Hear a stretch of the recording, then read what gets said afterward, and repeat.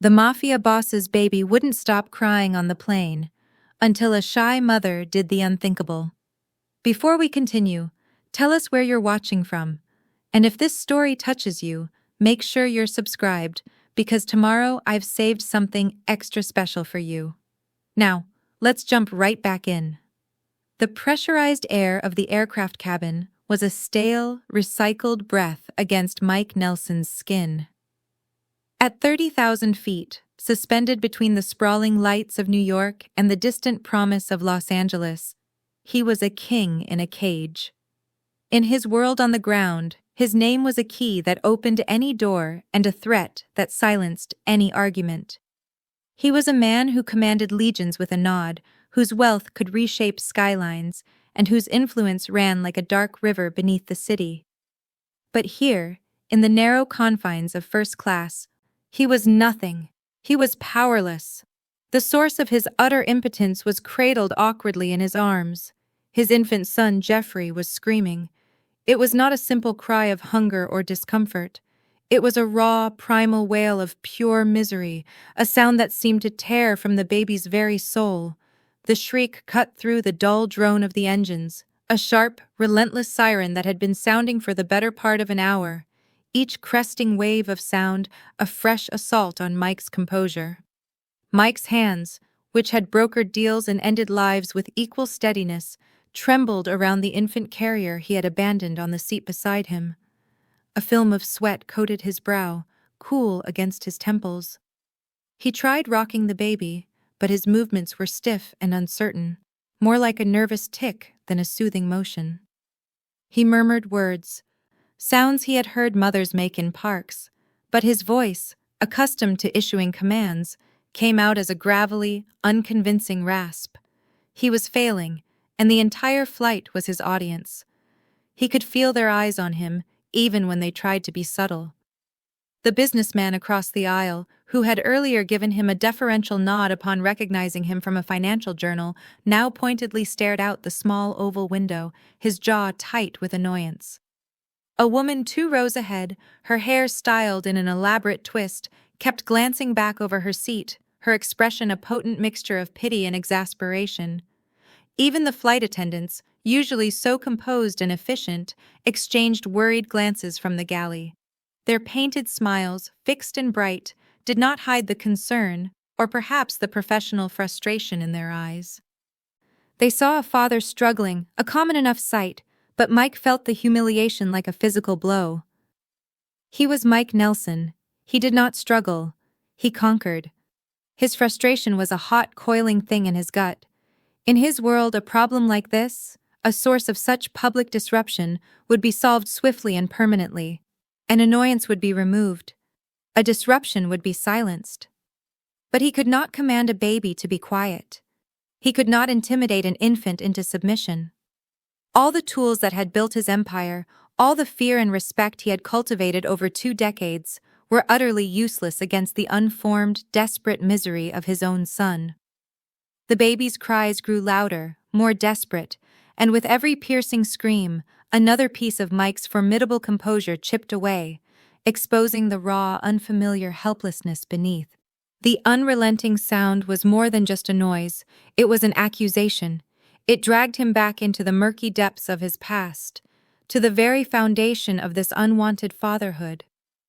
The shrill cry was a key, unlocking a door in his mind he kept perpetually bolted. A door that led back to his own father, Elijah. Elijah Nelson had built Mike's life for him, brick by manipulative brick. Outwardly, his father was a patriarch of cheerful smiles and generous handshakes, a man who seemed to exude a grandfatherly warmth.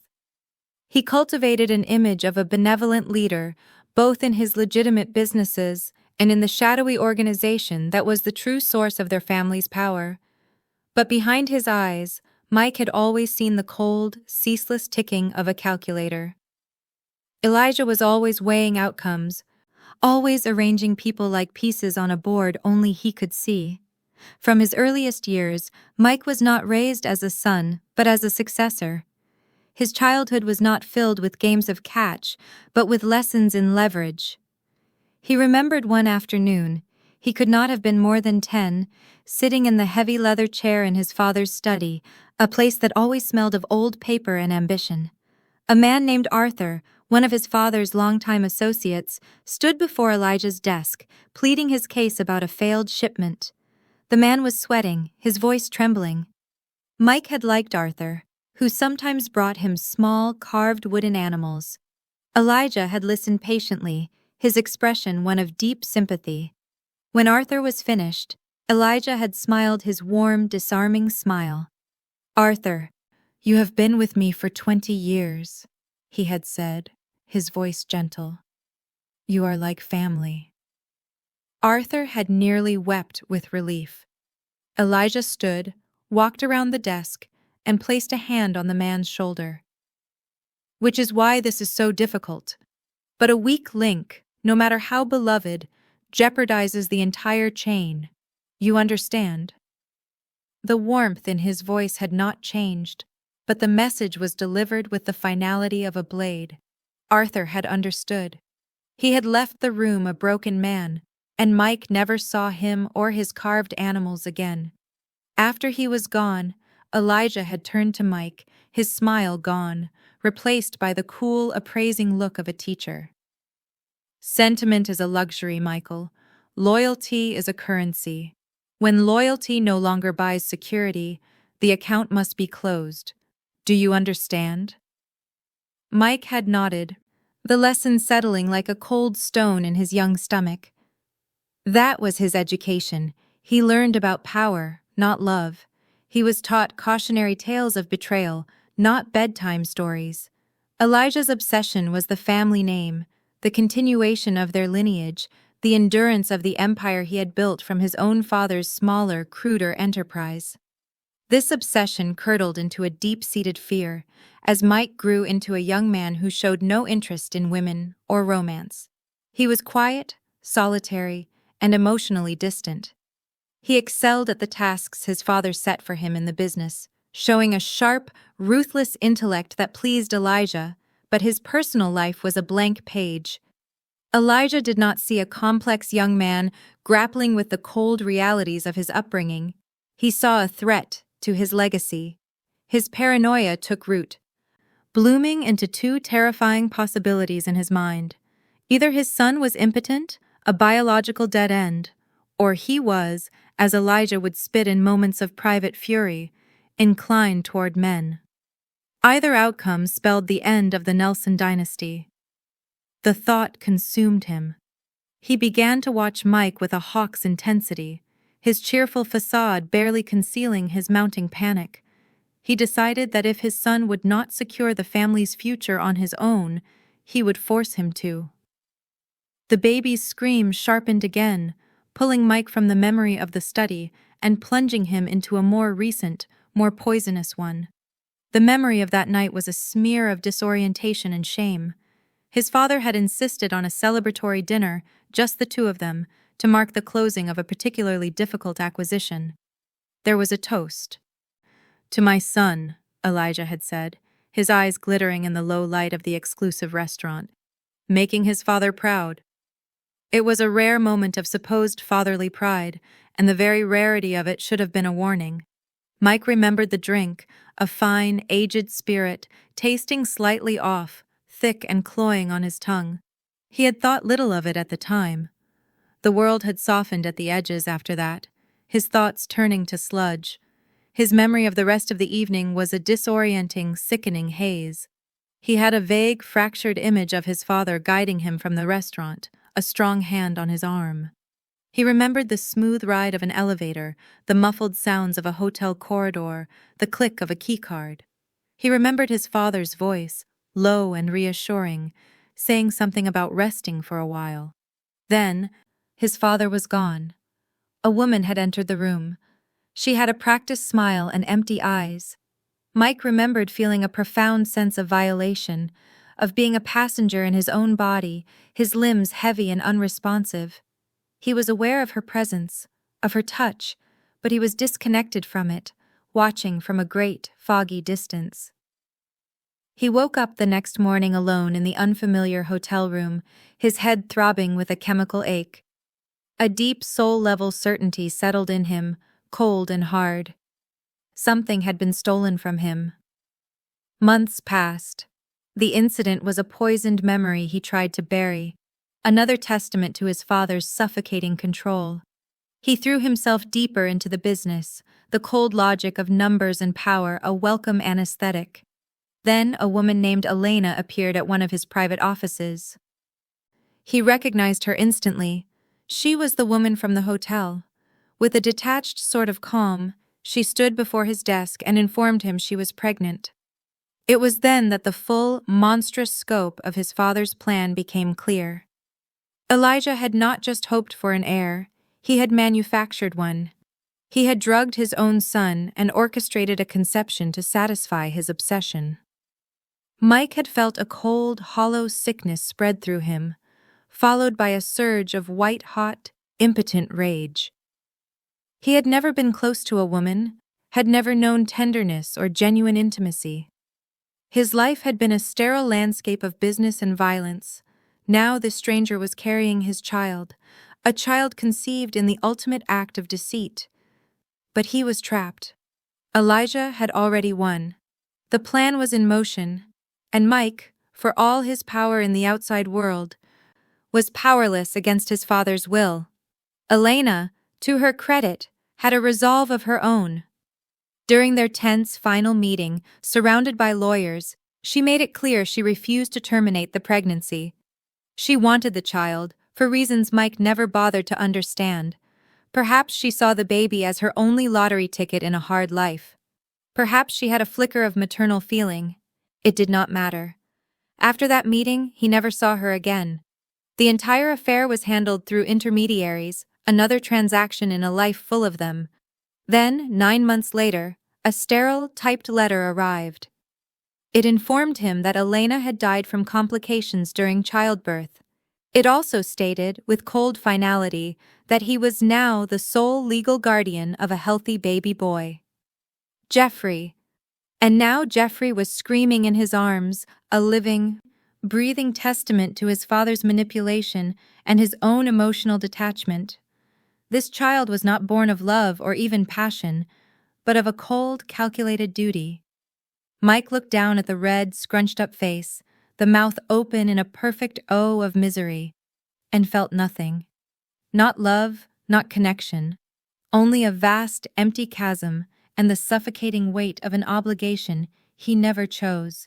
His life had conditioned him to see people as assets or liabilities, allies or enemies. He did not know how to see his own son as anything other than a problem he could not solve.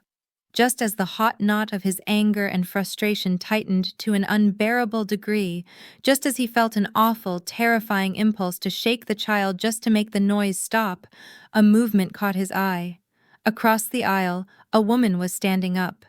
She was unassuming, dressed in simple, practical clothes that spoke of comfort, not fashion.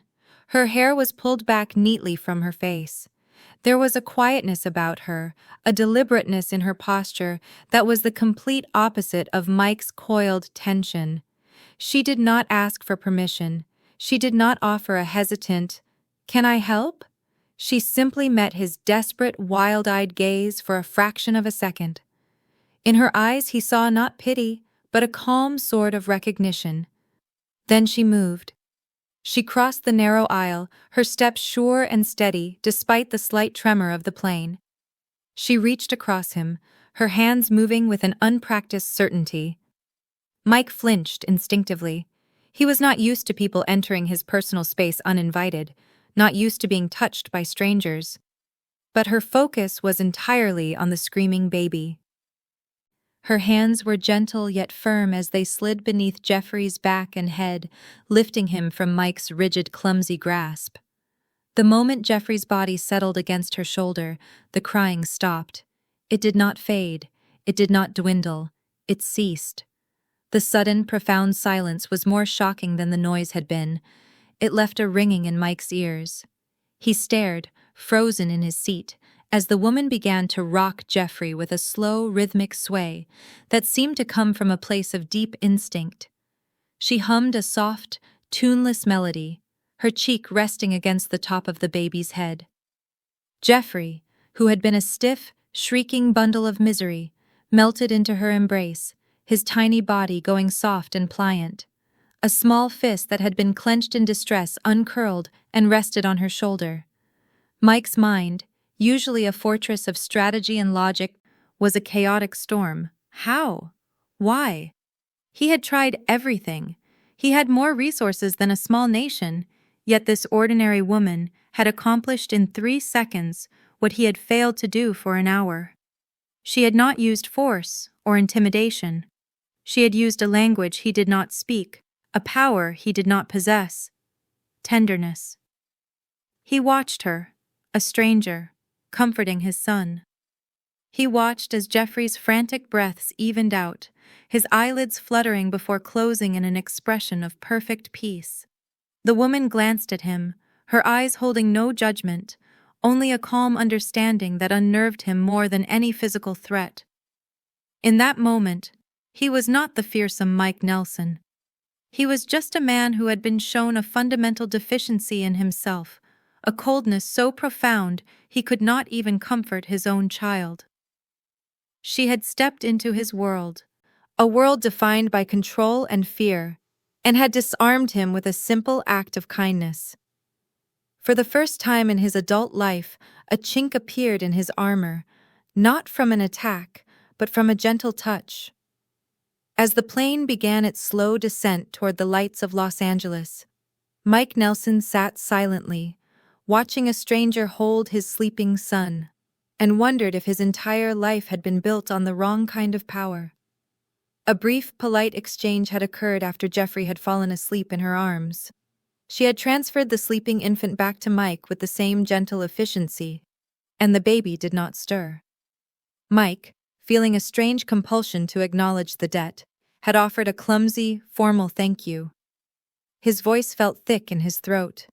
She had simply smiled, a small, genuine motion that seemed to crinkle the corners of her eyes. He just needed a change of scenery, she said, deflecting his gratitude. Her name, she offered, was Mary. In the quiet, hushed conversation that followed, a brief exchange over the sound of the engines, she mentioned the small coffee shop she owned, a place she was returning to after visiting family back east. The detail, so mundane, lodged itself in his mind. When the plane finally taxied to the gate and the seatbelt sign flickered off, the cabin filled with the mundane sounds of arrival. Passengers chattered, overhead bins clicked open, and people shuffled into the aisle. The noise felt distant and muffled to Mike. He gathered his belongings mechanically, his focus still turned inward. The quiet authority in Mary's demeanor had been a balm to his frayed nerves. She had not judged him. She had simply acted, and in doing so, she had given him a moment of peace, a commodity rarer than gold in his life. He found himself hoping, with an unfamiliar intensity, that the feeling was not a fleeting anomaly. There was something about her he could not easily dismiss. By the time he had navigated the terminal, cleared customs, and retrieved his luggage, the thought of Mary was a persistent hum beneath the surface of his thoughts. It was not just her effect on Geoffrey, though that alone was a miracle that bordered on haunting. It was the complete absence of fear in her approach. She had walked into his personal storm, a space most people would instinctively avoid, and had brought an immediate calm. He was left reeling in the aftermath, a king dethroned by a simple act of compassion. He glanced at his phone. A car was waiting to take him to a sterile hotel suite before his first meeting with his West Coast associates. He had a few hours. He could use the time to reassemble his composure, to force his mind back into the cold, strategic channels it needed to occupy. His fingers hovered over the screen, ready to confirm his itinerary, but his thumb moved with a will of its own. He opened a web browser and typed in the name of the cafe she had mentioned. It was a small, unassuming place, tucked away in a quiet residential neighborhood far from the gleaming towers of the financial district. It was the antithesis of his entire existence. The idea of stepping into such a place felt transgressive, like crossing into a foreign country without a passport. It was illogical, it was inefficient, it served no strategic purpose. And yet, the impulse to go was overwhelming. It was a pull toward the one thing that had made sense in a day of utter chaos. Without allowing himself to second-guess the decision, Mike found the address, canceled the waiting car with a curt text to his driver, and hailed a taxi, the infant carrier held securely in his other hand. When the cab pulled up to the curb, Mike saw that the cafe stood in stark contrast to the sleek, imposing establishments he frequented. It was not extravagant or modern. It was humble, with a painted wooden sign that read, "The Daily Grind," and large windows that glowed with a warm, inviting light. The scent of roasted coffee beans and baking pastries, of cinnamon and sugar, drifted out as he opened the door, a rich and wholesome aroma that was entirely alien to him. He scanned the room, his heart giving an unexpected thump against his ribs. There she was. Mary was behind the counter, handing a cup to a customer and sharing a smile that was soft yet genuine. Her hair, which had been pulled back on the flight, now fell in loose waves around her shoulders. She wore a simple dark apron over a plain t-shirt, her entire being radiating a calm that seemed to be the very atmosphere of the small shop. Mike hesitated at the door, a man of immense power suddenly feeling like an awkward intruder. He was out of his element. The immense weight of his life, the constant threat of violence, the intricate web of secrets, all of it seemed to dissolve at the threshold of this gentle place. As he stood there, a strange, unfamiliar ache pulled at his chest. The bell above the door jingled softly as he let it close. Mary looked up, her eyes meeting his across the room. There was no shock in her expression, no startled confusion. She simply held his gaze for a moment, and her smile returned, warmer this time, as if she were greeting an old friend. "Mike," she said, her voice as quiet and steady as it had been on the plane, "I had a feeling I might see you again." Surprise flickered through him. He had come here on a reckless, illogical impulse, and yet she seemed completely unfazed. His mind, trained to look for angles and motives, searched for an explanation but found none. "I did not expect to find you," he admitted, his own voice sounding rough and out of place in the quiet cafe. He felt as if he were an actor on the wrong stage, speaking lines from a different play. Mary's smile softened further. "You are not the only one with surprises," she replied, her tone easy and unbothered. "I did not truly expect you to show up, but I'm glad you did." A brief silence settled between them, thick with unspoken questions. He took a step forward, then another, until he was at the counter. At her gesture, they moved to a small secluded table in the corner, Jeffrey still sleeping soundly in his carrier, which Mike placed carefully on the seat beside him. Mary did not ask about his business, his wealth, or his life in New York. She did not pry into who he was or what he did. She simply sat with him, her presence offering a sense of comfort he had not realized he was so starved for. Over cups of coffee that she prepared herself, they began to speak. Hesitantly at first, Mike shared small fractured pieces of his life. He spoke of his son, of the overwhelming, crushing struggle of single fatherhood, of the constant pressure that defined his world. He did not name his profession, but he spoke of its coldness, its isolation. He was not used to being so open, to revealing any crack in his facade. Yet there was something about Mary's patient, non-judgmental gaze that made the words feel safe. For the first time in years, Mike felt heard. In turn, Mary spoke of her own life. She spoke of raising her daughter alone after a difficult past, of the emotional scars she carried but refused to be defined by. A quiet strength resonated in her words, a profound resilience that Mike found himself admiring. Despite the hardships she had faced, she had retained her capacity for kindness, for showing compassion in a world that often offered none. That, Mike realized, was a rare and precious form of power. "I am not sure what brought me here," Mike confessed into a lull in the conversation, the admission costing him more than he would ever let on. "But I am glad I came. I am not used to feeling like this." Mary's soft smile returned. "It is okay," she said, her voice gentle. "We are all just trying to find our way. I do not expect anything from you, Mike. But if you ever need someone to talk to, I am here." As they talked, the feeling grew stronger within him that this meeting was more than a coincidence. Mary was an anchor in the turbulent sea of his life. She had no idea of the darkness he moved through, of the violence he was capable of, or the empire of fear he commanded. Paradoxically, her ignorance was his shield. Around her, he was not a mafia boss. He was just a man, flawed and struggling. She was not afraid of him. And that simple fact was both deeply unsettling and incredibly liberating. The conversation stretched on. For the first time in a long while, Mike felt a sense of ease, a quietening of the constant vigilance that was his normal state. But as the afternoon light began to fade, the looming weight of his other life pressed in. The world of secrets, loyalty, and bloodshed was waiting. It was the world that had made him, the world that owned him. Mary's voice broke through his somber thoughts. "I am glad you came today," she said. "Sometimes life brings us to the places we need to be." Mike looked at her, his mind a storm of conflicting emotions. He could not deny the powerful connection he felt, a pull toward her that defied all logic. She was unlike anyone he had ever met. She saw him, not the reputation or the power, but the man beneath it all. He nodded slowly, words failing him. The choice before him was becoming clearer, but it was not an easy one. The life he had built demanded everything from him.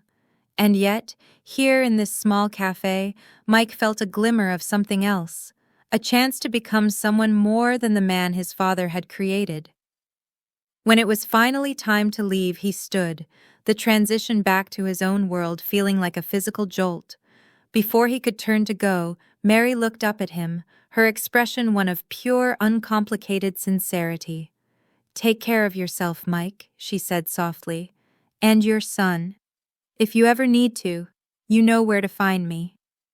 He gave a final, curt nod, but inside him, something had stirred. It was a desire to be better, to be more than what he had been. As he stepped out of the warm cafe and into the cooling evening air, the weight of the decision he would have to make loomed larger than ever. For the first time, however, Mike felt as though he might actually have a choice. The days following his first visit to the cafe were a study in dissonance. Mike moved through the gilded cages of his Los Angeles business dealings, his public face as impassive and controlled as ever, but his internal landscape was in turmoil. He chaired a meeting in a glass-walled conference room overlooking the sprawling city, his lieutenants presenting reports on shipping logistics and territorial pressures.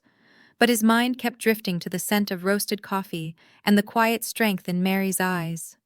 The world of numbers and threats, once the only reality he knew, now seemed faded and thin, like a poorly projected image.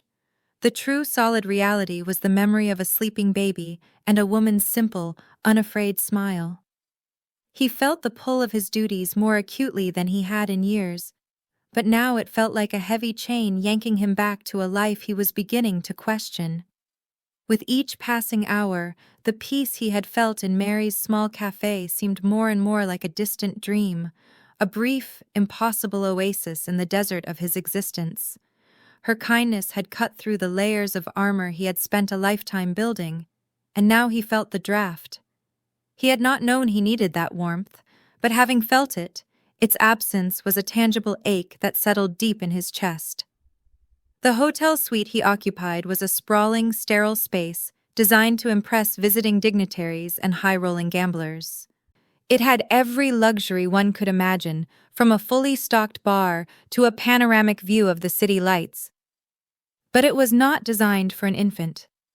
The sharp corners of the designer furniture, the precarious sculptures on low pedestals, the endless electrical outlets at baby-crawling height, all of it presented a new and baffling set of challenges that no amount of money or power could simply wish away. He had dispatched two of his most trusted men, a pair of imposing figures known only as Leo and Sal, on an errand. They were men who could secure a building against a full-scale assault. They had once, with remarkable efficiency, made a problematic witness relocate to a country without an extradition treaty. Their skills were legendary in certain circles. Their current mission, however, was proving to be their greatest test, baby-proofing the hotel suite. They stood in the middle of the spacious living area, surrounded by shopping bags from a store whose logo featured a smiling cartoon giraffe, looking utterly and completely lost. Sal, a mountain of a man with a scarred face and hands the size of dinner plates, was holding a small plastic bag of outlet covers as if it were a live grenade with a pulled pin. "Boss," Sal said, his deep voice filled with genuine confusion. "You want us to plug these outlets? All of them? What, you think someone's gonna plant a listening device in one? Because if that's the case, I got a guy who can do a full sweep, more reliable than plastic." "No, Sal," Mike said, rubbing the bridge of his nose with his thumb and forefinger. He was holding Jeffrey in his other arm, and the baby was making a series of small, contented gurgling noises, blissfully unaware of the strategic confusion he was causing. "They are for him, so he does not stick his fingers in there when he starts crawling." Sal looked at the baby, then at the outlet, then back at Mike. His brow furrowed in deep thought, as if he were trying to solve a complex equation. "He's going to crawl toward the outlets? Specifically?" "Babies crawl everywhere, Sal. They are drawn to danger like moths to a flame. It is a universal law of parenthood." Leo, the smaller and more wiry of the two, had wandered over to the large glass coffee table. He was examining its sharp corner with the critical eye of a demolition expert assessing a building's structural weaknesses. He tapped it with a knuckle, listening to the sound. "I could file this edge down," Leo offered, his voice serious. "Got a diamond file in the car. Would take about an hour. Or we could just get rid of the table entirely. Tactically speaking, it's a liability anyway. Provides poor cover in a firefight, and the glass would shatter into a million pieces. Very messy." "You will not file the table, Leo," Mike said, his patience wearing thin but a strange, unfamiliar amusement bubbling beneath the surface. "And we are not anticipating a firefight in the hotel suite. There are supposed to be soft corners you can buy. Pads. You stick them on the edges." "Pads?" Leo asked, turning to look at him with a blank expression. "Like, for soundproofing? To muffle the impact?" "No, like for babies. Soft, rubbery pads. So when they inevitably run headfirst into a table, and they will, they do not crack their skulls open on the corner." Leo absorbed this information with the same grave seriousness he would apply to a mission briefing. He nodded slowly. "Protective gear for the asset. Makes sense. We'll acquire the pads." Sal, meanwhile, had moved on to inspecting the cord for a floor lamp. He held it up, tracing its path to the outlet. "What about this, boss? This is a strangulation hazard, and an electrical hazard, and a tripping hazard. This lamp is a triple threat." Mike looked at the lamp, then at Sal, then at the ceiling. He wondered, not for the first time that day, what his father would think if he could see this scene. The heir to the Nelson Empire, debating the relative dangers of a floor lamp with two men who had collectively broken more bones than an orthopedic surgeon. Just tie the cord up. Secure it somehow. Use your initiative. He sent them back to the store with a new, more specific list, written in his own hand because he did not trust their interpretation of verbal instructions. The list included items like foam corner protectors, cabinet locks, and baby gate. The phone call he received 20 minutes later was a testament to their continued bewilderment. "Boss, it's Leo." His voice was a hushed whisper, the kind he usually reserved for stakeouts. "We're in the baby aisle. There's a lot of pastel colors here. Pink and yellow mostly. Very little tactical advantage to these colors. They offer no camouflage." Mike closed his eyes and leaned against the cool window of the suite. "The color does not matter, Leo. Just get the items on the list." Right, okay. Now about this formula. They've got gentle, NeuroPro, Sensitive, and something called soy-based isomeel. Which one do we acquire? Is one of them fortified? Like with vitamins or something? Is there a tactical advantage to one over the others? Just get the one in the yellow can, Leo, the one that says infant on it. There was a pause, a rustling sound, and then Leo's voice returned, slightly louder. Sal's asking about the diapers. They come in sizes, like shoes. What size is the asset? I mean, the baby? Mike looked at Jeffrey, who was now chewing on his own fist with great concentration. How would I know that, Leo? Just estimate. He is small. Get the small ones. Small. Got it. Another pause. There's newborn, size 1, size 2, all the way up to size 6. Newborn sounds pretty small. Is he a newborn? He looks like he's been born for a while now. He is a few months old. Just get size 1 and size 2. We will figure it out. Roger that. Acquiring size 1 and size 2. Also, Sal found something called a diaper genie. He wants to know if it's a container or if it actually grants wishes. Mike hung up. He looked at his son.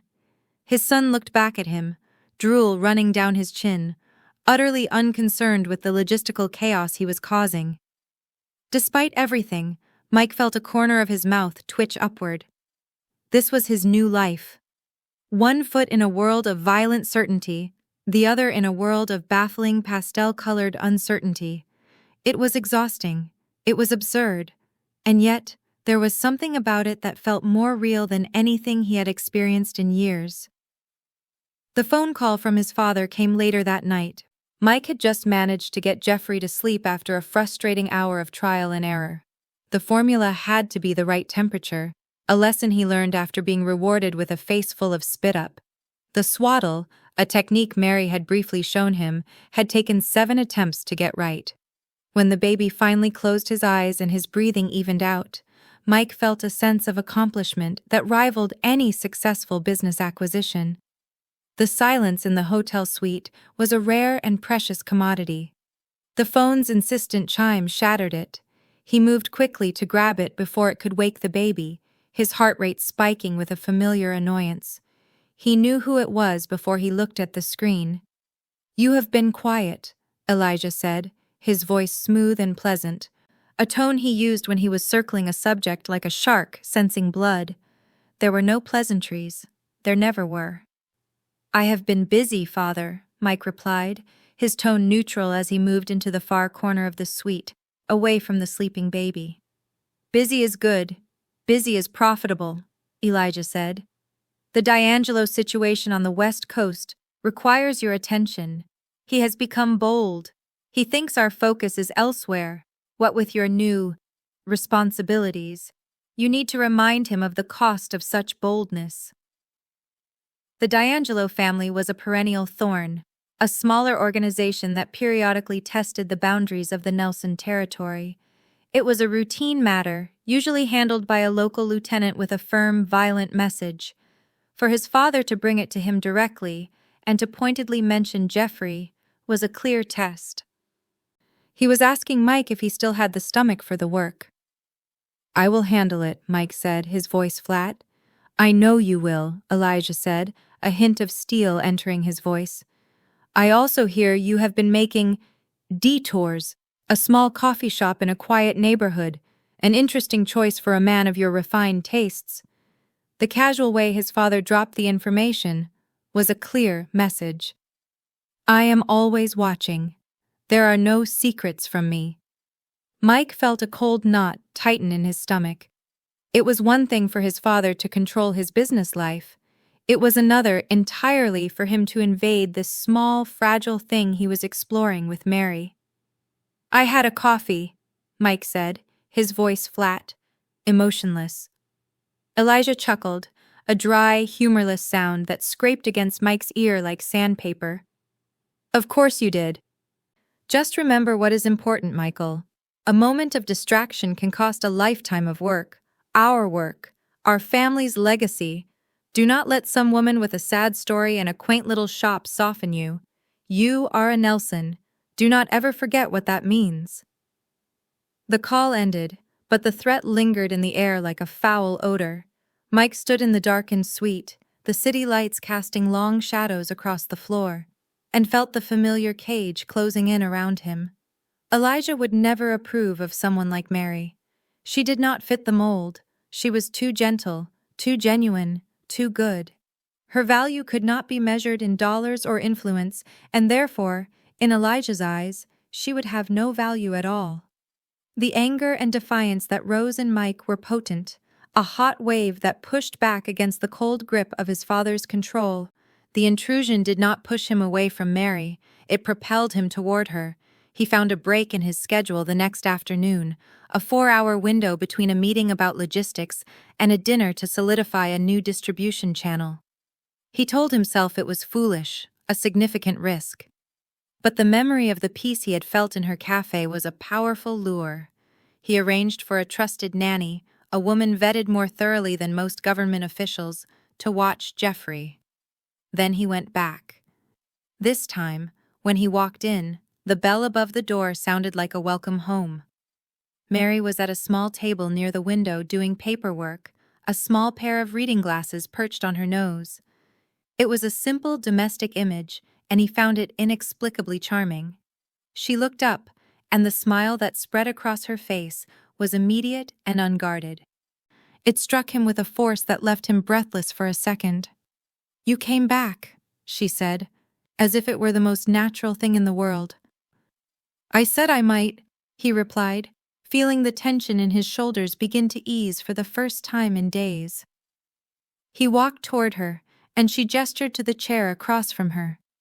He stayed for over an hour. They talked about small things at first, the weather, a book she was reading, the peculiar habits of her regular customers. She told him about Mr. Abernathy, an elderly man who came in every morning at 7 sharp, ordered the same black coffee, and spent an hour doing the crossword puzzle in pen. "He never uses pencil," Mary said, shaking her head in wonder. "The confidence of the man. He just commits. If he makes a mistake, he crosses it out and moves on." "I find it inspiring." Mike found himself laughing, a genuine surprised sound. He could not remember the last time he had laughed at something so simple. In his world, commitment was a matter of life and death. Hearing about a man who applied the same philosophy to a crossword puzzle was strangely liberating. He brought Jeffrey with him on his next visit, 2 days later. The baby was awake this time, fussy and alert, his small face scrunched in displeasure at the world. Mike felt the familiar wave of helplessness wash over him, but Mary just smiled and reached for the baby. "May I?" she asked. He handed Jeffrey over gratefully. In her arms, the baby's fussing subsided almost immediately. She cooed at him, making soft, silly sounds that Mike never would have thought to make. Jeffrey's eyes, wide and curious, fixed on her face. The moment of peace was short-lived. A particularly pungent odor began to emanate from the baby. Mike recognized it instantly. It was a smell that had become the bane of his existence. Mary wrinkled her nose and laughed. "I think someone needs a change," she said, handing the baby back to him. "The restroom in the back has a changing table." Mike took his son and headed to the back with the grim determination of a soldier heading into battle. The restroom was small but clean. He laid out the changing pad on the table, set Jeffrey down, and began the process. He had done this a dozen times now, but it never got easier. The baby squirmed. The diaper was a biohazard. The fresh diaper refused to align correctly. After a struggle that felt like it lasted an eternity, he emerged, disheveled and defeated, but victorious. He slumped back into the chair across from Mary. "I do not understand," he said, running a hand through his hair. "I followed the instructions precisely. There are tabs, there are pictures on the box. It should be a simple, straightforward procedure." Mary looked at him, her lips twitching, clearly fighting to maintain her composure. She lost the battle. She let out a peal of genuine laughter, a bright, wonderful sound that filled the small cafe. It was not mocking. It was warm and affectionate. It is not a procedure, Mike, she said, her eyes still sparkling with amusement. It is an art form, and sometimes it is a full-contact wrestling match. You will get the hang of it, I promise. He found he did not mind being the cause of her laughter. No one had ever laughed at him before, not like this, not with such uncomplicated warmth. In his world, laughter was often a weapon, a way to demean or belittle. Her laughter was an invitation to share in the absurdity, to be human together. She showed him how to hold the bottle at the right angle, her hand briefly brushing his as she adjusted his grip. The simple touch sent an unexpected warmth through him, a jolt of something that had nothing to do with power or fear. In that small cafe surrounded by the scent of coffee and the low chatter of strangers, he was not a mafia boss. He was just a man learning to be a father, being taught by a woman who made it look effortless. It was in that moment of simple, shared humanity that he decided to take a risk. A real one. I am in town for a while, he said, his voice carefully casual as he cradled the now calm baby. Business. It is complicated. Mary just nodded, her expression patient, waiting for him to continue. I was wondering, he said, the words feeling foreign and awkward in his mouth, the request more daunting than any high-stakes negotiation he had ever conducted. If you might be available for dinner sometime, without the cafe, without the baby, just the two of us. Her smile widened, reaching her eyes and making them shine with a light that made his heart stutter. I would like that very much, Mike. The dinner was a new kind of territory for him. He spent an absurd amount of time orchestrating it, applying the same meticulous planning he would use for a sensitive operation. He chose a quiet restaurant, a neutral place not owned or controlled by any family, a detail that took his people hours to confirm. He found himself standing in front of his hotel closet for a full 10 minutes, an unheard-of display of indecision, before settling on a simple dark jacket and trousers. He rejected 3 ties before deciding against wearing one at all. He felt a ridiculous, adolescent nervousness as he waited for her at the reserved table. His palms were slightly damp. He kept adjusting the silverware. It was a feeling he had never experienced. His life had not had space for such things. Anticipation in his world usually preceded violence, not a pleasant evening. When she walked in, he stood. She wore a simple dark blue dress that shimmered slightly in the low light, elegant in its simplicity. Her hair was down, falling in soft waves around her shoulders. She looked beautiful, and the sight of her, walking toward him through the quiet restaurant, felt like a scene from a life he had only ever seen in movies. The conversation that night was different. It was deeper, more personal, like slowly peeling back the layers of an onion. She told him about her daughter, a young woman now in college studying art history, and the mixture of pride and pure terror she felt in letting her go out into the world on her own. She calls me twice a week, Mary said, a soft smile on her lips. Sometimes just to tell me what she had for lunch. I live for those calls. I pretend I am not sitting by the phone waiting, but I am. Every single time. She spoke of her own youth, of a difficult marriage to a man who had been charming on the surface, but was cruel and controlling in private. Her voice grew quieter as she spoke, but it did not waver. He wanted to own my thoughts, she said, swirling the wine in her glass, her gaze distant for a moment. He saw me as a reflection of himself, something to be perfected and displayed. If I had my own ideas, my own dreams, he saw it as a betrayal of him personally.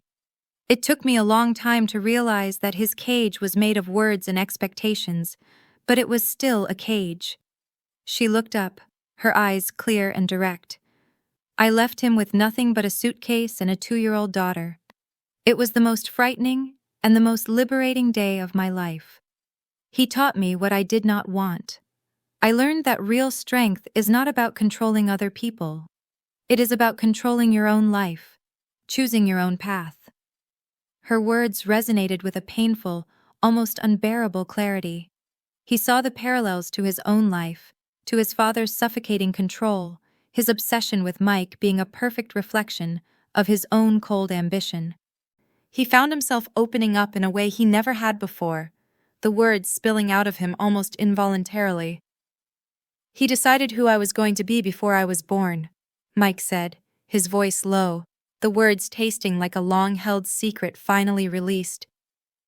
"Every choice, every step was planned and orchestrated. I was not raised.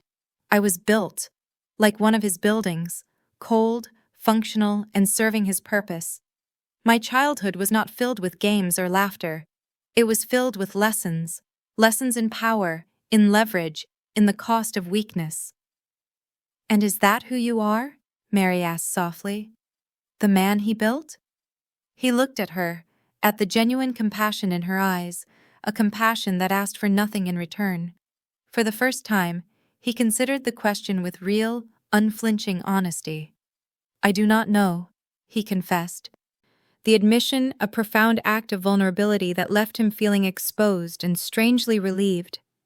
"Until recently I never thought to ask. I just was. I was what I was told to be. But now I am beginning to think I am not. Or at least, I do not want to be." As the dinner ended and they stepped out into the cool night air, he walked her to her car. The street was quiet, the city noise a distant hum. Under the soft glow of a street lamp, he hesitated. All his instincts, all his training, screamed at him to maintain distance, to keep the wall between his two worlds high and impenetrable. The risk was immense. His father was watching. But the pull toward her, toward this feeling of normalcy and genuine connection, was stronger than any fear. He leaned in and kissed her. It was not a kiss of passion or possession, like the few, empty encounters he had experienced in his past. It was gentle, questioning, a quiet exploration of new territory. It was a moment of pure, unguarded honesty, a silent question and answer all at once. When he pulled back, he saw a look of surprise on her face, followed by a deep, resonant warmth in her eyes.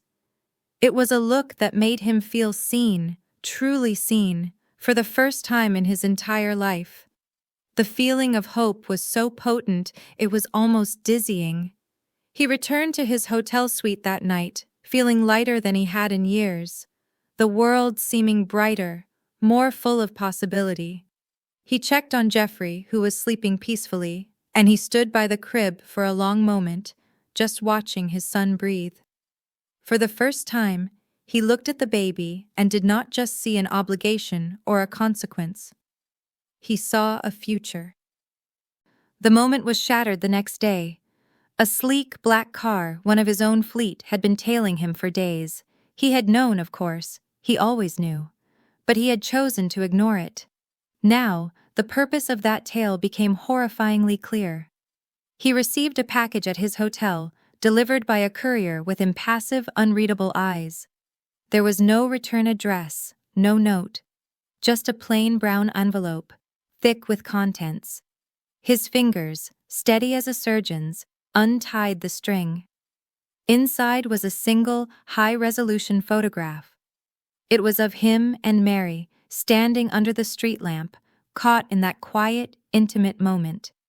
The image was perfectly clear, the expression on both their faces captured in stark detail. His eyes were closed. Her hand was on his chest. The angle was from a distance, taken with a powerful telephoto lens from a rooftop across the street. The message was as clear as the one Elijah had delivered over the phone, but infinitely more chilling. "I see everything. There is nowhere you can hide. She is in my world now, whether you like it or not." The cold fury that went through him was absolute, a white-hot rage that burned away every other thought. This was a violation on a level he had never experienced. It was a desecration of the one clean thing in his life. He swept a heavy glass lamp from a side table, sending it crashing against the wall in a shower of glittering fragments. The sound was loud and violent, But it did nothing to quell the fire inside him. His first impulse was to call his father, to unleash a tirade of long-suppressed anger, to finally scream all the things he had kept locked away for decades. But he knew it would be pointless. Elijah would feign ignorance, or worse, justify his actions as necessary precautions for the family's security. He was a master of turning aggression back on his opponent, of making Mike feel as though his anger was a childish overreaction. His second impulse was to pull away from Mary, to cut all ties and disappear from her life to protect her. It was the logical, strategic move. If she was a vulnerability, the solution was to remove the vulnerability. It was the kind of cold calculation he had been taught his entire life. It was what his father would expect him to do. But the thought of never seeing her again, of returning to his cold, empty existence, was now unbearable. He had tasted something else, something real, and he could not so easily forget its flavor. He went to the cafe that afternoon, the photograph feeling like a hot brand in his pocket. He needed to see her, to look at her, and see if this was a risk he was willing to take, not for himself, but for her. He found her arranging a display of fresh pastries behind the glass counter, humming softly to herself. She looked up and smiled when she saw him, but her smile faltered when she saw the look on his face. "Mike, is everything all right?" she asked, her brow furrowed with concern as she came around the counter toward him. He could not bring himself to tell her about the photograph, about his father's suffocating surveillance. How could he explain that world to her? How could he tell her that by simply sharing a dinner and a kiss with him, she was now a target, a pawn in a game she did not even know she was playing? The words would sound insane. They would poison the simple, clean thing they had started to build. "I have to go back to New York for a while," he said, the lie tasting like ash in his mouth. "Something has come up with the business. It is urgent." Disappointment flickered in her eyes, a shadow dimming their light, but she masked it quickly. She was strong. He had seen that already. "Oh. Okay. For how long?" "I am not sure," he said, his voice strained. He wanted to reach out, to touch her, but he felt as if his hands were tainted by his world. "Mary, This is complicated. More complicated than you know." She just watched him, her gaze steady, searching his face for the truth he was hiding. "I know," she said softly, though she could not possibly know the extent of it. "You do not have to explain. Just take care of yourself. And him." He left the cafe feeling like a coward and a fool. He was running, not toward a solution, but away from the one person who made him feel like he could be a better man. The conflict was tearing him apart. On one side was his duty, his legacy, the brutal world that had made him. On the other was a quiet woman, a sleeping child, and the fragile possibility of a life he had never believed he could have. He knew a choice had to be made. He could not live in both worlds. The photograph proved that. His father would see to it. He could either sever his connection to Mary and rededicate himself to the empire, becoming the cold, focused leader his father demanded, or he could find a way to sever his connection to the empire itself. The latter seemed impossible, a fantasy. Walking away from the Nelson family was not something one simply did. There was no retirement plan. The only way out was usually in a box. And yet, as he sat in his hotel room that night, the shards of the broken lamp still littering the expensive carpet, he looked at the photograph again. He looked at the hope and warmth in Mary's face, a look he had put there. He looked at his own expression, one he did not recognize, a look of unguarded peace. He knew that returning to his old life, a life without that feeling, would now be its own kind of death. The battle was no longer just against his father. It was against the man he had been his entire life, and he was no longer sure which side he wanted to win. He left for New York the next morning, the lie he had told Mary a bitter stone in his gut. The flight back was the inverse of his journey out. Jeffrey slept peacefully in his carrier, a small miracle of calm, oblivious to the storm raging inside his father. Mike did not feel like a powerless man failing at fatherhood this time. He felt like a man being pulled in two by forces he had only just begun to understand. The cold, logical world of his father, with its brutal certainties and clear hierarchies, had always been his reality. But the warmth of Mary's cafe, the weight of his son in his arms, the unguarded honesty of a single kiss under a street lamp, had introduced a new, powerful gravity into his life. He was caught between two suns, and he knew he would be torn apart if he did not choose an orbit. Back in New York, he was immediately swallowed by the immense machinery of the empire. The city itself seemed to conspire against his newfound hope, its towering buildings casting long, cold shadows that felt like extensions of his father's reach. Meetings filled his days, tense affairs conducted in paneled boardrooms, and the back rooms of opulent restaurants that served food he could no longer taste. He was surrounded by the familiar faces of his lieutenants, hard men whose loyalty was a complex alloy of fear, financial incentive, and a grudging respect. They reported on operations, on rival incursions, on the constant, fluid politics of the underworld. Mike moved through it all with his customary efficiency, his mind a sharp, analytical tool performing its function. He made decisions that protected their territories and increased their profits. He was playing the part of the heir apparent, the cold and capable leader. But for the first time in his life, it felt like a costume, ill-fitting and suffocating. He saw his father frequently, summoned to the vast, opulent mansion that served as the family's unofficial headquarters. Elijah observed him during these meetings with a quiet, reptilian stillness, his eyes missing nothing. He did not mention Mary or the photograph again.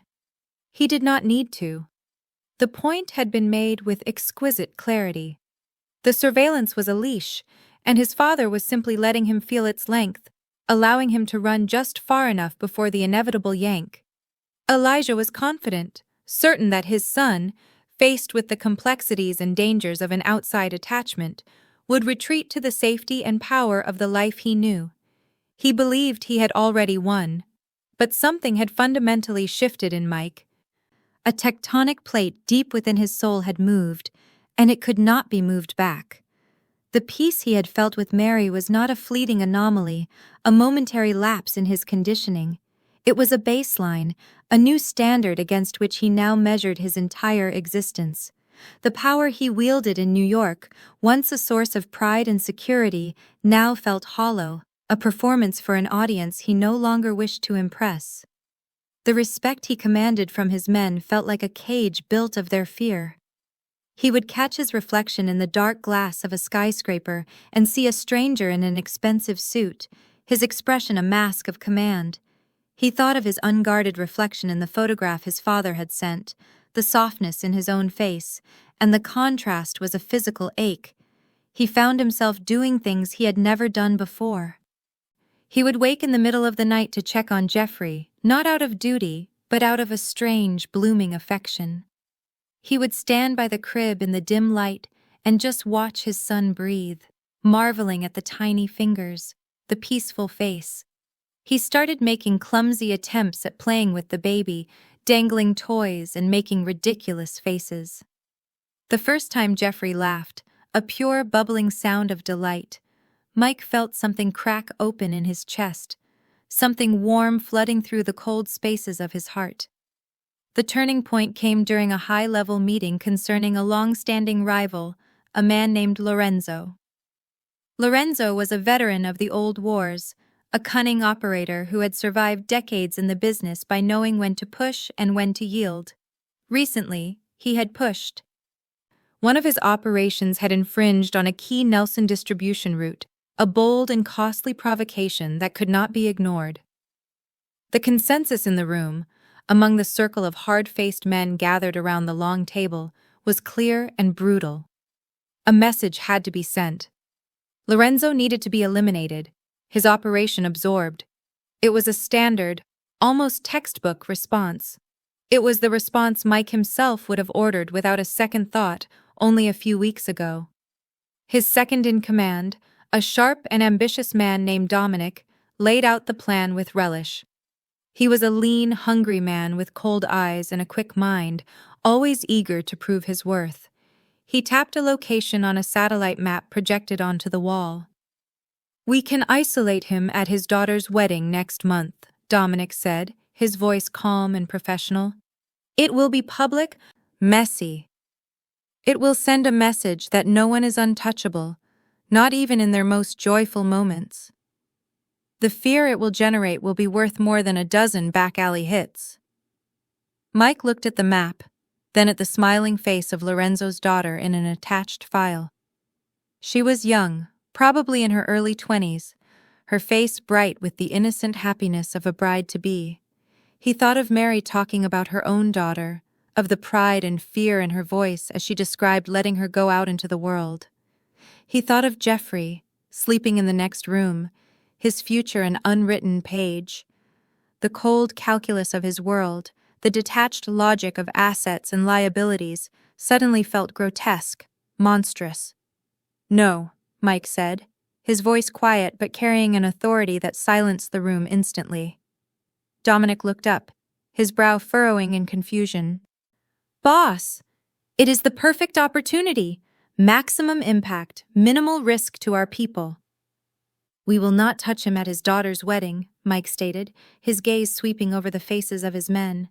He met each pair of eyes, holding them until they looked away. "We will not touch his family, period. Find another way, a way that involves only him. Squeeze his finances, turn his people against him, ruin his business interests. I do not care how long it takes, but his family is off limits." A murmur went through the room, a ripple of surprise and unease. This was a departure from their usual methods, a deviation from the ruthless playbook Elijah had written. It was seen as less efficient, less definitive. It could be interpreted as a weakness. Mike met every gaze, his expression hard as granite, daring any of them to question him openly. No one did, but he saw the looks they exchanged when they thought he was not watching. He saw the seed of doubt being planted. When he told his father about his decision later that day, Elijah's reaction was exactly what he expected.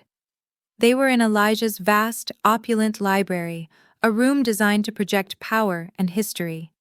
The walls were lined with leather-bound books Elijah had never read, artifacts from cultures he did not understand. It was a stage set, a costume, just like everything else in their world. "You are letting sentiment cloud your judgment, Michael," Elijah said, his voice dangerously soft. He did not raise his voice. He never needed to. "The message is the point. The fear is the asset. You chose a less effective path because you are thinking about a woman and a baby in Los Angeles. You are compromised." "I made a strategic decision," Mike countered, his voice steady, refusing to be cowed. A public assassination at a wedding creates chaos, police attention, media scrutiny. A quiet financial ruin is cleaner, more sustainable. It shows a different kind of power, a more sophisticated one. Elijah smiled, a thin, predatory curve of his lips that held no warmth whatsoever. "Do not insult my intelligence by pretending this is about strategy. This is about her. You are weak, and our enemies will smell it like blood in the water. I have spent a lifetime building this, and I will not let you tear it down because you have developed a sudden, inconvenient conscience." The confrontation escalated from there.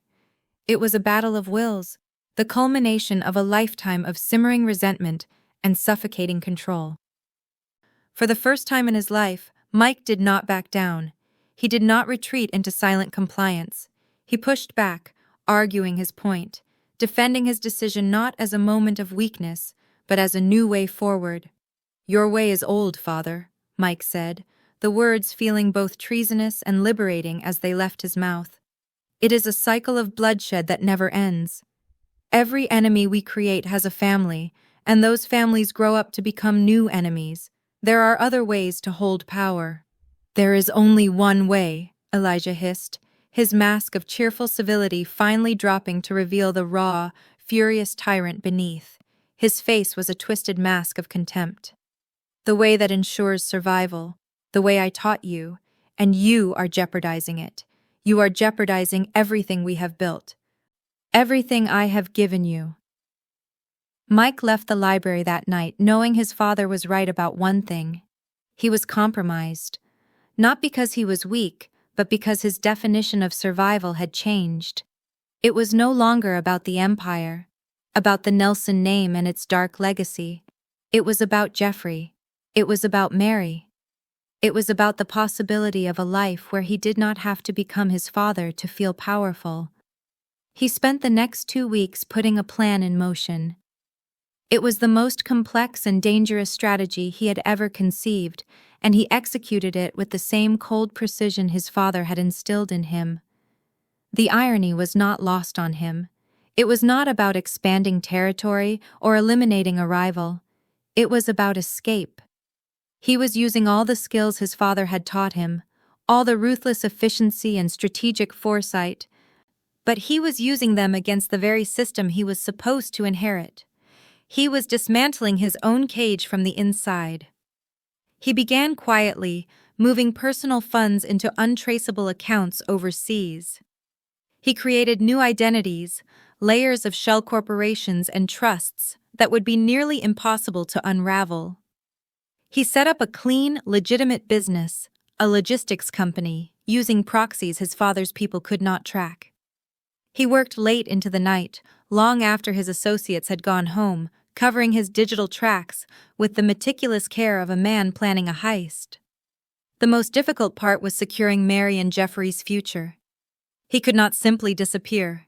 His father would see it as the ultimate betrayal, a personal affront that could not be tolerated. Elijah's wrath would be endless. He would hunt them to the ends of the earth. Not out of love, but out of a need to demonstrate that no one escaped his control. So Mike devised a final, desperate gambit. He knew his father's greatest weakness was his obsession with legacy. The empire had to continue, strong and unbroken. Mike also knew that Dominic, his ambitious second-in-command, had been making his own moves in the background, quietly consolidating power, building his own network of loyalties. He was likely preparing for a day when Mike might falter, positioning himself to step into the void. The old Mike would have seen this as a threat to be eliminated. The new Mike saw an opportunity. He arranged a clandestine meeting with Dominic in a small, anonymous diner in a part of the city where neither of them was known. It was a place so neutral and public that it afforded them both a measure of security. "You want my position," Mike said, getting straight to the point as Dominic slid into the booth across from him. "You think I am getting soft? You think you can do a better job?" Dominic was wary, his eyes narrow, his body tense. He was clearly wondering if this was a trap. "I am loyal to the family, boss. Always have been." "Loyalty is a currency," Mike said, echoing his father's words from so long ago, the taste of them bitter on his tongue. "And you are looking for a promotion. I understand. Ambition is not a crime. I am going to give you what you want. The family, the entire operation, is yours, under one condition." Dominic's surprise was genuine, breaking through his carefully guarded expression. He had been preparing for a war, not a coronation. "What condition?" "You will ensure that my father believes this was his idea," Mike explained, leaning forward. "You will go to him. You will present evidence of my weakness, my distractions.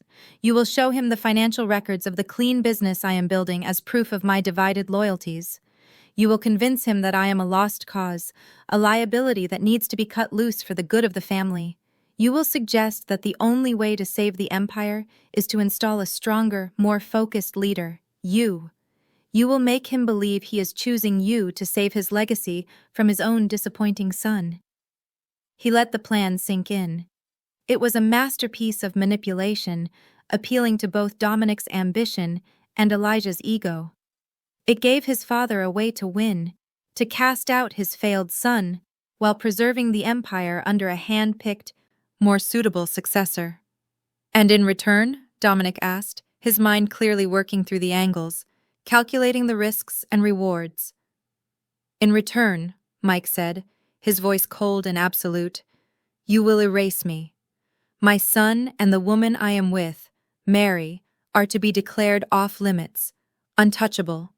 Any attempt by my father or anyone else to interfere in our lives will be seen as a direct attack on your new regime. You will enforce this with the full weight of the family's power. This is the price for the kingdom. You get the power, I get peace. If that peace is ever broken, I will burn your new kingdom to the ground. You know I can. Dominic knew. He had seen Mike's work firsthand. He knew what the man was capable of when pushed. He nodded slowly, a new, calculating respect in his eyes.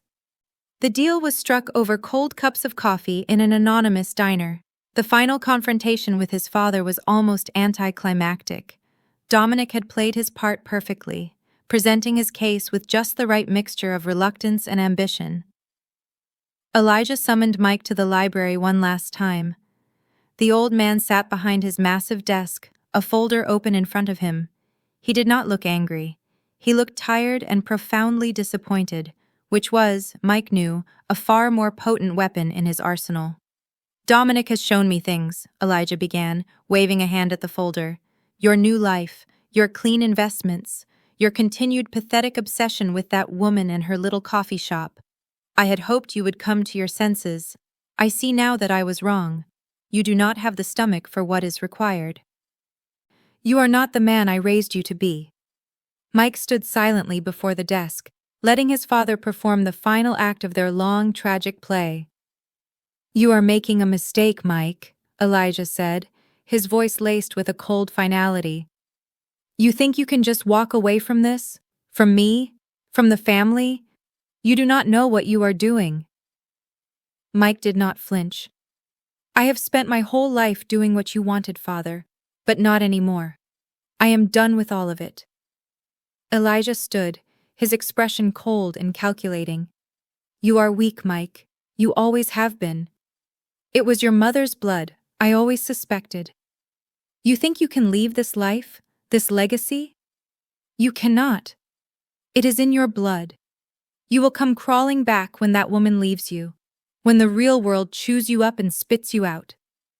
You will come crawling back, and I will not be here to welcome you. Mike shook his head, the weight of his father's words no longer affecting him. They were just words, echoes from a life he was leaving behind. I am not crawling back. I have made my choice, and I will not regret it.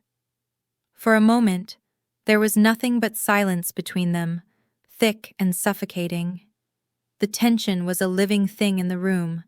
Then Elijah's voice broke through, colder than ever.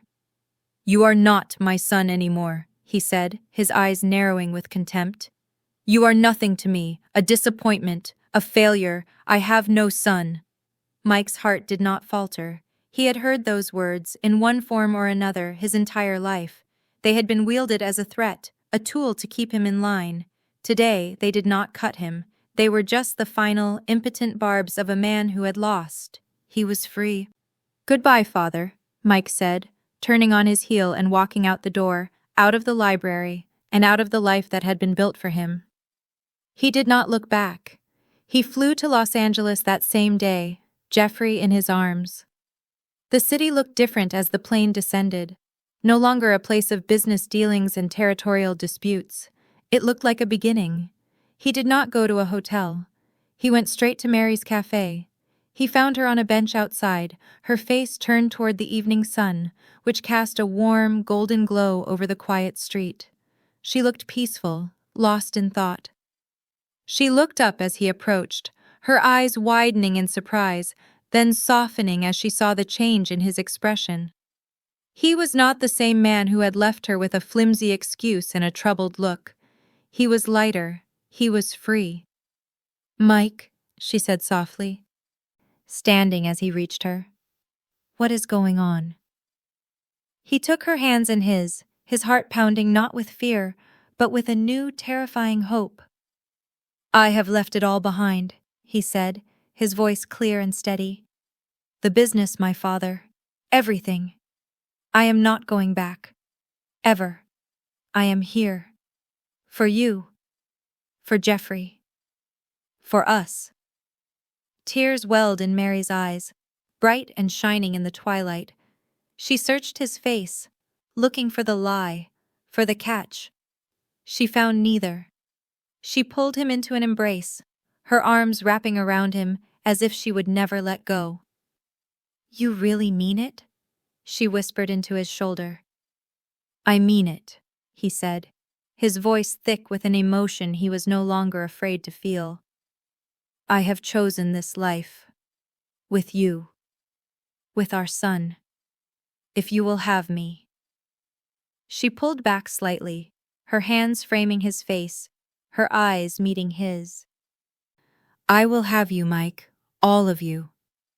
For the first time in his life, he felt like he was exactly where he was supposed to be. He had walked away from the darkness, and he was ready to step into the light. He was not sure what the future would hold, but for the first time, he was not afraid of it. The months that followed were a period of quiet rebuilding. It was not a fairy tale. There were no easy transitions. There were still echoes of his past, moments of paranoia where he would check the locks twice, scan a crowd for familiar faces, or wake in the night with his heart pounding from a nightmare. The old instincts were hard to kill. But with each passing day, the grip of his old life loosened a little more. He poured his energy and his considerable resources into his new, legitimate business. The logistics company was a challenge, a world of contracts and regulations and customer service that was a far cry from the brutal simplicity of his former life. But it was a clean challenge. Every success was his own, untainted by violence or fear. He found a surprising satisfaction in it, in building something rather than taking it. He, Mary, and Jeffrey moved into a simple house with a small yard, a modest place with a creaky porch and a big tree in the front. It was a world away from the cold, opulent spaces he had grown up in. This house was filled with warmth, with the scent of Mary's baking, and soon, with the sound of Jeffrey's first words. The baby's first word, to Mike's secret delight, was Dada. One quiet afternoon, Mike was sitting on the living room floor, attempting to build a tower of colorful blocks with Jeffrey. The baby, now a sturdy toddler, had other plans. His primary joy was in the demolition. No, see, you stack them," Mike said, carefully placing one block on top of another. "Like this. A tower." Jeffrey watched with intense concentration, his little brow furrowed. The moment the third block was placed, he lunged forward with a joyful shriek and swatted the tower into oblivion. "He has good instincts," Mary said from the doorway, her voice filled with laughter. "He understands that destruction is faster than creation." "He is a natural," Mike agreed, gathering the blocks for another attempt. "Perhaps too natural." Mary came to sit beside them, and Jeffrey immediately crawled into her lap, the blocks forgotten. Mike watched them, the woman and the child, a picture of simple, perfect contentment, and felt a swell of emotion that still surprised him with its intensity. One evening, as they sat on the small porch, watching the fireflies begin to dot the twilight, Mike took a deep breath. A feeling of profound peace had settled over him, a quietness in his soul he had never known. "I never thought this was possible," he said quietly, his arm around Mary's shoulders. "This quiet, this feeling. I spent my whole life believing that peace was for other people, for the weak. I was wrong." Mary looked at him, her head resting against his chest. "You have always had it in you, Mike. It just took a while for you to see it. It took you deciding to look." He smiled, the last of the tension he had carried for a lifetime finally seeming to dissolve. "I do not know where I would be without you," he confessed. "You will never have to find out," she replied, squeezing his hand. "We are in this together. Always." The past, however, was not so easily buried. It sent one final messenger. The sharp, sudden rap on the door one quiet afternoon shattered their peaceful routine. It was a knock Mike recognized, firm, deliberate, and holding a cold authority. His body went rigid, old instincts flaring. He saw Mary's face pale. He stood slowly and moved toward the door. He glanced through the peephole. A man in a dark coat stood on the porch, his face familiar. It was Frank, a man who had been one of his most loyal enforcers for nearly a decade. Mike opened the door, positioning his body to block the view into the house. "Frank," he said, his voice level, "you should not be here." Frank did not flinch. His eyes, cold and professional, met Mike's. "Dominic sent me. He wanted you to have this." He held out a thick envelope. "And a message." Mike did not take the envelope. "What message?" "The old man is gone. Died in his sleep last week. Heart gave out." Frank's voice held no emotion. "Dominic wanted you to know. He also wanted you to know that the terms of your agreement are being honored. You and yours are off the books, permanently. This envelope contains the final documents, legal ownership of some properties the old man had in your name. Dominic thought you should have them, a clean break." Mike absorbed the news of his father's death. He expected to feel something, grief perhaps, or at least a sense of loss. But all he felt was a quiet, distant finality, like the closing of a book he had finished reading long ago. The man who had controlled his life, who had manipulated and violated him, was gone, and Mike felt only peace. He took the envelope. "Tell Dominic thank you, and tell him the terms are mutual. As long as my family is left alone, he has nothing to fear from me." Frank nodded.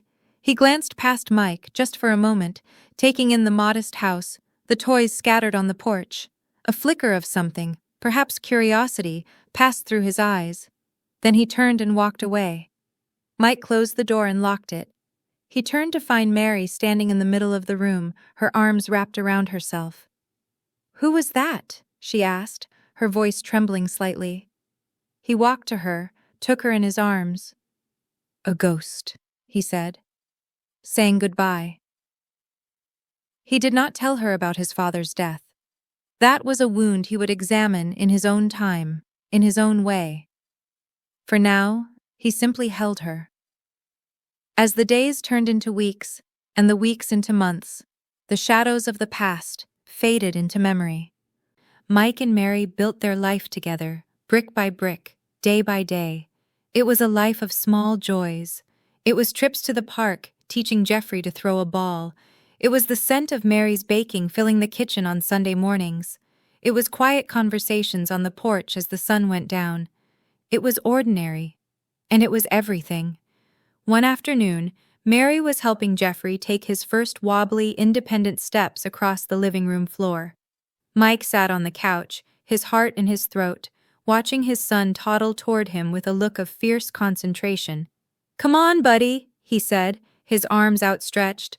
"You can do it. Come to Dada." Jeffrey took one step, then another, his little legs unsteady but determined. He wobbled, almost fell, then righted himself with a look of surprised triumph. He took 3 more steps and tumbled into Mike's arms, giggling with delight.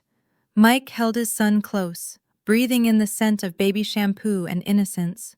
He looked up at Mary, who was watching them with tears of joy streaming down her face. In that moment, he understood something with absolute clarity. Redemption did not come from conquering the world. It came from conquering oneself. It was found in choosing love over power and vulnerability over control. It was in the small, quiet moments of a life lived honestly. He was no longer just Mike Nelson, the mafia boss. That man was dead, buried with his father and the cold empire they had built. He was Mike, the father, the partner, the man who had walked away from everything to find something real. He looked at Mary, at the light in her eyes, and felt a sense of peace so deep and so complete, it felt like coming home after a very long journey. He was free, and he was exactly where he was meant to be. 5 years had passed since Mike Nelson walked away from his old life. 5 years of quiet mornings and peaceful nights. 5 years of scraped knees and birthday parties. of arguments over bedtimes and negotiations over vegetables. 5 years of a life he had once believed was impossible for a man like him. The house they lived in now was larger than the first modest place they had rented, but it was not opulent. It was a comfortable family home on a tree-lined street in a quiet neighborhood, the kind of place where neighbors waved to each other and children played in the yards until the streetlights came on. Mike had paid for it in full with the proceeds from his now thriving logistics company, money that was clean and earned through honest work. He took a quiet, profound pride in that fact every single day. On this particular Saturday morning, the house was filled with the sounds of controlled chaos. Jeffrey, now a lively 6-year-old with his father's dark eyes and his mother's gentle spirit, was tearing through the living room with a toy airplane, making loud engine noises. His little sister Elena, named in a quiet act of remembrance for a woman who had given her life for his son, toddled after him on unsteady legs. She was 2 years old, with a crown of soft brown curls and a laugh that could melt the coldest heart. Mike often thought that if his old associates could see him now, chasing after a giggling toddler with a sippy cup in his hand, they would not recognize him. He barely recognized himself sometimes, and he was grateful for that. Mary was in the kitchen, preparing for the small gathering they were hosting that afternoon. Her daughter Lily was visiting from the East Coast, where she now worked as an assistant curator at a small art museum. It was the first time the entire family would be together in months, and Mary had been planning the menu for weeks. Mike stood in the doorway of the kitchen, watching her move with easy efficiency, humming softly to herself. She caught him looking and raised an eyebrow. "Are you going to help, or are you just going to stand there and admire me?" she asked, a teasing smile on her lips. "I was thinking admiring," he said, crossing the room to wrap his arms around her from behind. "But I can also help. What do you need?"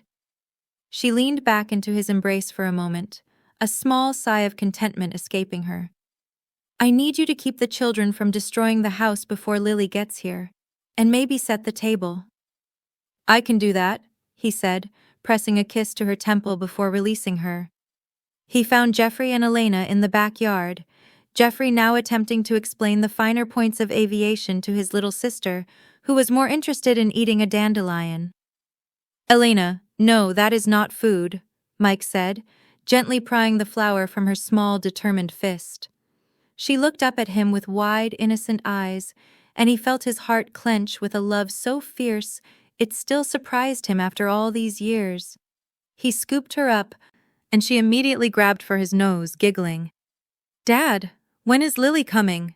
Jeffrey asked, abandoning his airplane to run over to them. "She promised she would bring me a book about dinosaurs." "She will be here soon," Mike said, ruffling his son's hair with his free hand. "Why do you not help me set the table? You can be in charge of the napkins." Jeffrey considered this with the seriousness of a general planning a campaign. "Can I fold them into shapes? Lily showed me how to make a swan last time." "You can try," Mike said, a smile tugging at his lips. The afternoon unfolded with the easy warmth of a family gathering. Lily arrived with gifts for the children and a bottle of wine for the adults.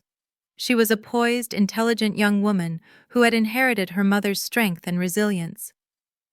Mike had been nervous when he first met her, years ago, acutely aware that he was an intruder in their established family.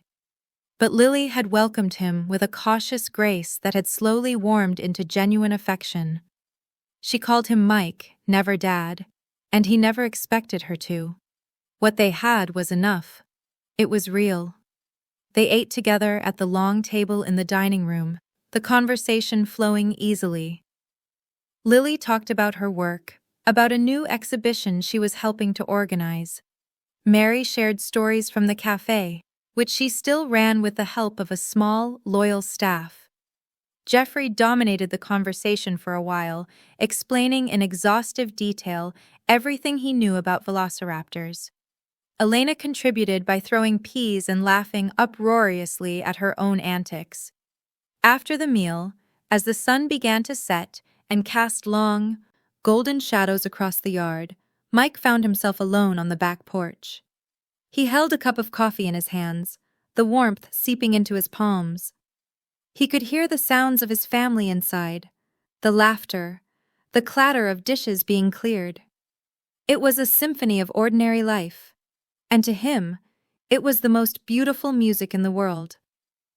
Mary came out to join him, slipping her hand into his. They stood together in comfortable silence, watching the last light of day fade from the sky. "What are you thinking about?" she asked softly. He considered the question. He thought about the man he used to be, the cold, controlled instrument of his father's will. He thought about the long, painful journey from that life to this one. He thought about the choices he had made, the bridges he had burned, and the new ones he had built. "I was thinking about how lucky I am," he said finally. "I do not deserve any of this, but I am grateful for it every single day." Mary squeezed his hand. "You chose this, Mike. You fought for it. That is not luck. That is courage." He turned to look at her, at the woman who had seen through his armor on a crowded airplane and had never stopped believing in the man beneath. He leaned down and kissed her, a gentle, lingering kiss that held within it all the love and gratitude he could not always put into words. From inside the house, Jeffrey's voice rang out. "Dad! Elena put spaghetti in her hair again." Mike pulled back, a rueful smile on his face. "Duty calls." Mary laughed, the sound bright and clear in the evening air. "Go! I will be right behind you." He walked back into the warm light of his home, toward the sound of his children, toward the life he had chosen. He was Mike, the father, the husband, the man who had found his redemption not in power or control, but in love. And as he lifted his sauce-covered daughter from her high chair, her giggles filling the room, he knew with absolute certainty that he was finally, completely, and irrevocably home. If this story touched your heart, wait until you see what's coming next. It's even more powerful and inspiring than you can imagine. So don't go anywhere. Click on that video showing on your screen right now to dive into another amazing story that will absolutely blow your mind. Trust me, you won't regret it. You